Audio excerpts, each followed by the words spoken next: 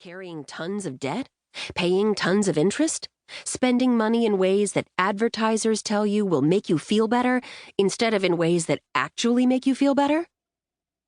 Any or all of the above means the current economic system makes mad bank off of you. And then it tells you it's your fault that your shit isn't together. As long as we all believe that to be true, the capitalist hellscape mentioned in the title of the book stays alive. And I'm so over all of that. What about you? So obviously, we are going to get into the, hey, budgets are important and shit part of the program. But first, we really need to get into money, worth, culture, society, and brain science. A lot of the issues that most of us have around money are due to large-scale problems in our greater culture and the fact that our brains are trying to make sense of a concept that is actually quite intangible. In terms of evolution, our brains are not nearly caught up with the world we live in, which is a product of the Industrial Revolution. And it shows. It shows in our culture's wealth disparity. It shows in our multi-generational financial struggles. It shows in the dumb shit we do with money. It shows in what we value and center in terms of worth. If we don't know what we are fighting against, we are absolutely going to fail. So, let's talk about all the shit that's getting us in trouble, okay? Wouldn't it be cool if a book looked at how the brain is wired to work, and how that is impacted by how our current culture actually operates, and how that jacks up our habits of mind about money and worth and value? What if we approached budgeting as radical self-care built on the value system of the person reading the book, not the person writing it?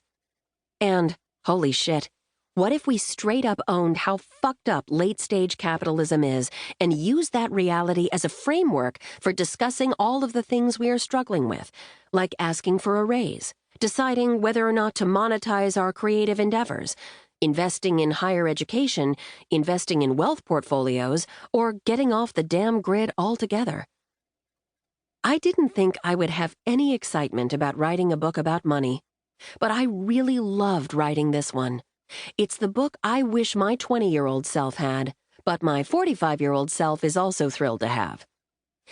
There is also an accompanying workbook, since y'all are a bunch of hardcore do-all-the-unfucking things, ass-kicking world changers. You don't need the workbook for the book to make sense, or vice versa, but they complement each other really well, because the workbook has additional budgeting worksheets, money value tools, and all that fancy jazz. Money discussions are typically pretty painful and shaming, due in no small part to the fact that we are supposed to be taking personal responsibility for a broken system. But we've already decided to stop telling ourselves that story, right? And while doing hard work can still be painful, yay, adulting, shame has zero place here. And as you read forward, you will see why more and more. If money were a person, who would your person be? Okay, let's be honest. Money may be abstract, but it's an abstract thing that has a hugely tangible effect on your life, right? You are interacting with money as much as you are with the human beings in your life, unless you are completely, awesomely off the grid. So let's give your money the persona it honestly has anyway. Think about these questions. Write down your answers if you want. If writing directly in a book horrifies you, use that cool journal you bought that you've been saving for a special project. This is totally special. Crack that bitch open. Consider these questions. Do you and money get along well? What is the nature of your relationship? What do you think about money? How do you feel about money? How does money treat you? How do you treat money?